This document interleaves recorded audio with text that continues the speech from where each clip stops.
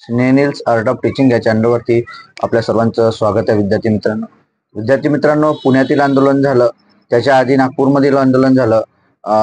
सर्व आमदारांना, सर्व खासदारांना निवेदन दिले विद्यार्थ्यांनी. नंतर मुख्यमंत्र्यांशी बोलणं झालं, नंतर उपमुख्यमंत्र्यांशीही बोलणं झालं.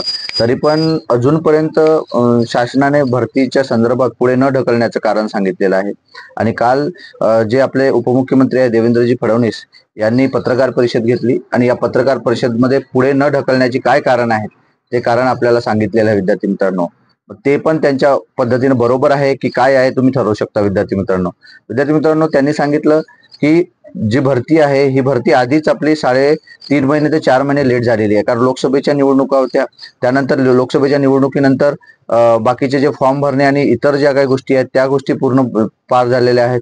यानंतर जे काही होणार आहे, ही जर भरती पाऊस आता समजा 2 महिने जर पुढे ढकलली पावसामुळे, तर पुढे ढकलण्यामुळे जी भरती आहे त्याच्यानंतर विधानसभाच्या निवडणूक आहे सप्टेंबर 20 नंतर आचारसंहिता लागू शकते विद्यार्थी मित्रांनो. आणि पुन्हा 2.5 ते 3 महिने विधानसभेच्या निवडणुकीमध्ये जाईल आणि विधानसभेच्या निवडणुकीमुळे पुन्हा 2 ते 2.5 महिने या सर्व गोष्टी लेट होतील. म्हणजे पूर्ण वर्ष लागेल या सर्व भरती करिता. आणि ही जी भरती आहे ही 17,000ची जी भरती आहे, ही भरती 2022-23च्या भरतीमधली आणि येणारी जी भरती असणार आहे ती 9,000 जागेंची भरती आहे असं त्यांनी सांगितलं. मग 9,000 जागेची भरती सुद्धा आपल्याला घ्यायची आहे. आणि ही भरती जर यावर्षी लेट झाली तर पुन्हा ते भरती पुढे न जाता विद्यार्थ्यांना त्याचा लाभ व्हावा. आणि ही जी भरती आहे ही भरती प्रत्येक जिल्ह्याच्या ठिकाणी घेतली जाते.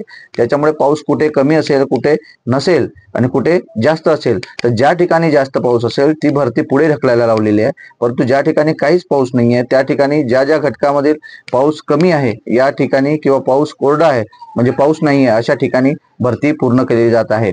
गडचिरोलीचा पण मुद्दा त्यांनी मांडलेला आहे. गडचिरोलीमध्ये 1,000च्या वर जागा आहेत. 27-28 हजार विद्यार्थ्यांनी फॉर्म भरलेला आहे आणि ती त्याच जिल्ह्यातील विद्यार्थ्यांना त्या ठिकाणी भरती देता येते. विद्यार्थी मित्रांनो, ही सुद्धा त्यांनी चांगली गोष्ट एक मांडलेली आहे की बाहेरचे विद्यार्थी त्या ठिकाणी येत नाहीये.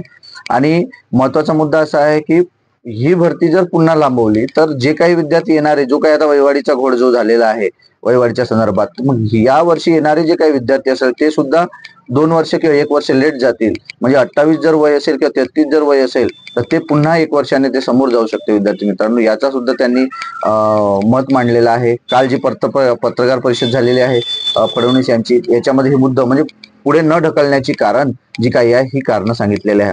हा व्हिडिओ आपल्याला कसा वाटला हे मला कमेंट बॉक्समध्ये कळवा. आणि माझ्या या चॅनलला आपण पहिल्यांदा जर बघत असाल तर माझ्या या चॅनलला सबस्क्राईब करा. धन्यवाद.